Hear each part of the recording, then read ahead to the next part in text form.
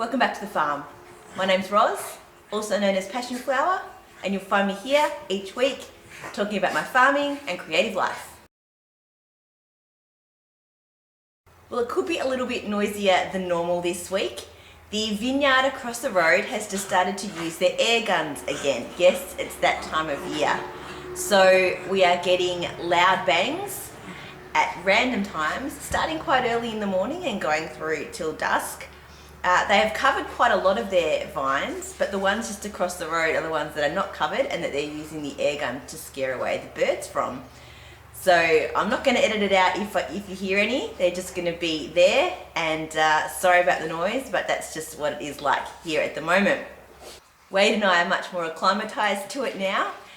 They seem to be a bit of a different bang, so we're okay.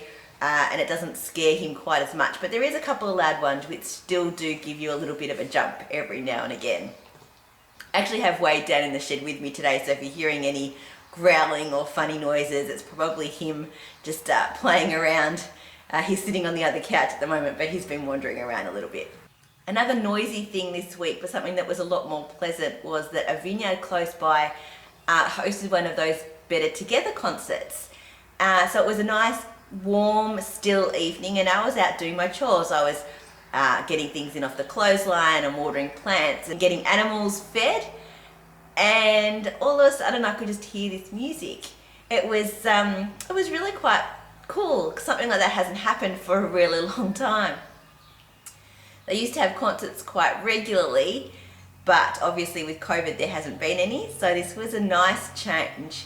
And it was a really beautiful evening to just sit outside and to listen. The goats and Nassie really enjoyed it too. They were munching away, so for them it looked like it was a dinner and a show.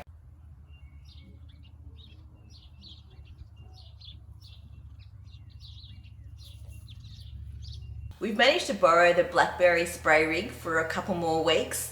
Although this past week we haven't been able to do any extra spraying because it's been super hot, and then we've had a couple of days of lots of rain.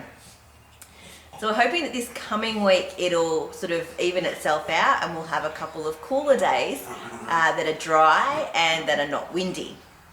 If that's the case, the plan is to go over into the bush. We've sort of got this open grass area in the bush which has been taken over quite a bit by blackberries. So what we're going to do is try and get into some of those really large clumps with the high pressure spray, and then we should be able to knock a few of those off, and then with our smaller spray unit we'll be able to do some more once we can kind of tackle those really big areas. We also had another blue-tongued lizard in the backyard. This time it was inside Twyla's agility tunnel, and she was standing at the side of it making weird noises and sniffing and scratching at it. And so I knew what to do this time. Quickly got a bucket and a lid and managed to coax it in, and then took it down to a different spot to relocate than we did the last one. The last one we went down to the beehive.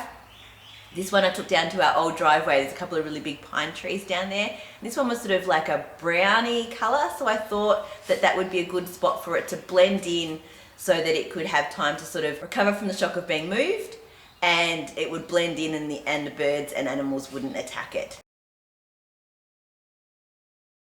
I've been spending some time this week doing some updates on my website. Now that I've decided on my new sock base, I wanted to get that up and listed on the shop so that it was available for sale. I've made a minor change to the shop sections. You can still order by yarn base, by lace, sock or DK, but now I've also added a shop by colour section so that you can look at my colours that are inspired by, I've got flowers, Wonka, my country, food and drink, seasons in the sky, and then there'll be probably a section at the bottom which is just like solid tonal colours as well. And so you can shop by those colours and then click on that link and it'll take you to each of the bases to place your order. I find if I'm looking for a project, I might want to look at colour selections rather than a yarn base, and then once I know what colours I want, I can then order it on the yarn that I want it on. And I'm hoping that that will work for you too. So I've showed these before. What I do is I knit a square of the same pattern in each of my yarns, so that I can see how the colour turns out and keep a sample that I then match when I do dyeing the next time.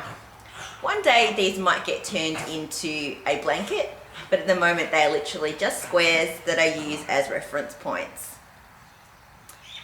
So I went through to start with all of my flowers colourways and did a little bit of a stock take of which ones I had done the squares for and which ones still needed to be done. And I'd done most of them. Interestingly, one of my very first colourways, Iris, I had not done a square for, so I spent time knitting that one this week. And then also one of my newer colourways, Wildflowers, needed a square done, so I did that one as well. Then I laid them out on a blocking board with a piece of fabric behind it, and I pinned them out and used blocking wires to make them all nice and square and flat. Took photos, and now I've uploaded them to this colours page on my website, and I'm really pleased with how it's come out. I still have to do Dusty Rose. I think that's the last of my flowers to do, but I actually have to dye more of that up. For some reason I didn't dye extra when I first made it, and it all got sold and I never ended up knitting a swatch for myself. So what you'll be able to do is look at these colours in their swatches, click on the image, and it'll take you to a search page that shows you all of the yarn bases, and then you can place your order. Some of these will have yarns ready to ship, but if there's none in stock, you can place an order and I will dye it specially for you and send it out as soon as I can. It's going to be a big job to get all of my colorways up on the website in this format. So if there is a color on a particular yarn base that you would like that is not currently listed, just send me a message through my website and I can arrange a custom order. I'm now going to work on updating the rest of the colours page to get all of the swatches looking the same. I think I have pretty much all of the Wonka colours done, and then I will work on the rest. I know there are a few that I don't have swatches done for, so there could be a lot of knitting on the very same pattern over and over again. Earlier this week, I finally tried on my Mauri Tau pullover. I had to muck around and get the sleeves onto different needles because I was knitting them two at a time, and so they were all connected, so I had to unconnect them so that I could try it on, and then now I've connected them back again. So here it is back looking a bit messy, but there's my sweater and the sleeves that are about down to just before my elbow, I think. And it is fitting so well. The yoke is beautiful, the underarms of the sleeves are really great. So I'm so excited now to just knit, get the sleeves done, and hopefully have a brand new lovely sweater for autumn this year. I finished my first pair of socks for the year, my stripy socks. They are a good length for wearing in gumboots, which is what I was thinking when I made these.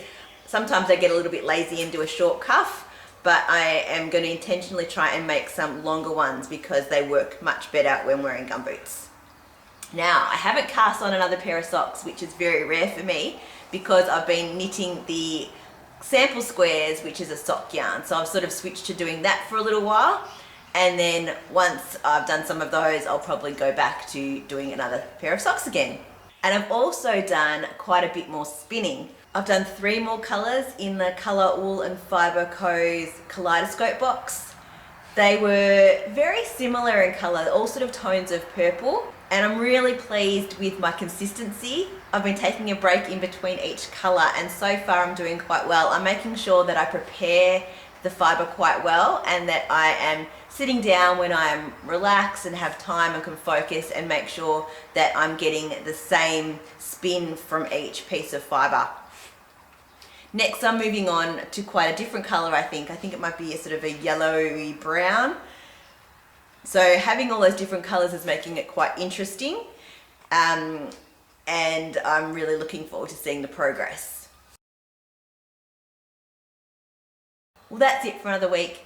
Thanks for spending some time with me. If you're enjoying these videos, please give me a thumbs up and subscribe to my channel, and look forward to seeing you next week on the farm. Bye.